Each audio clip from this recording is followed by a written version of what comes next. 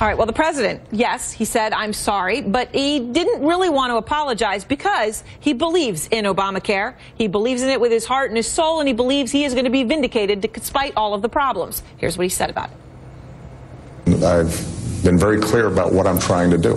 And I think most people know that even if they disagree with me on certain issues, that I'm every day working hard to try to make life a little bit better for middle-class families and folks who are trying to get in the middle class, who are doing the right thing and being responsible.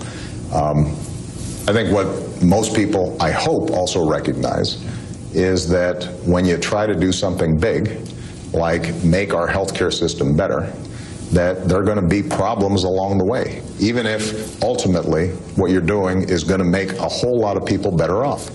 And I hope that people will look at the end product and they're going to be able to look back and say, you know what, we now have protections that we didn't have before. All right, Joe Concha joins me now with Mediaite. So, look, he does believe in this, and he believes he's going to be proven right.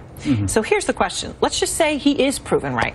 And it doesn't even have to happen before midterms. Let's say he doesn't and the Democrats get slaughtered. But he does get proven right, and people end up being happy about this. What does that mean for the White House? That's a big stretch that you're saying. Right, there, I know, exactly. Given the first 5 weeks, to suddenly think this is going to go 180. Exactly. So, I mean, that may not even happen. But if it does that mean, all right, you've got a Democratic White House here sealed up for the term? Absolutely. But living in reality, being pragmatic, what you're witnessing here, and I don't like to go into hyperbole, but I'm going to do it. This is the end of the Obama presidency. This is lame duck status, and I'll tell you why. Democrats are going to have a hard enough time winning back the House in 2014. If you listen to Nate Silver, who's like Nostradamus, he was saying it was very slim already. Then the government shutdown came, and they said, ooh, maybe there's a chance.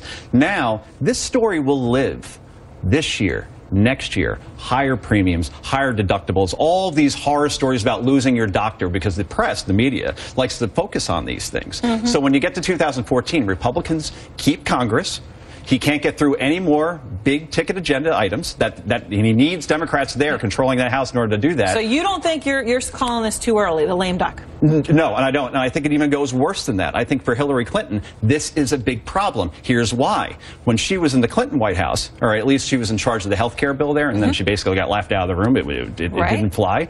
Now she's going to have to support Obamacare. And if she doesn't, then she's going against her own party. In other words, she's going to own this as well. And that's good news for somebody like a Chris Christie or a Ted Cruz or whoever ends up being the Republican nominee. Ted Cruz is a Republican nominee, and that's a whole other conversation I'd love to have with you, Joe Concha. Absolutely. All right, well, thank you very much. And as you heard Joe saying, look, he thinks this is the beginning, what you're seeing right now, of a lame duck presidency. Let us know whether you think that's going too far or fair. Thanks so much for watching. AC 360 begins after this.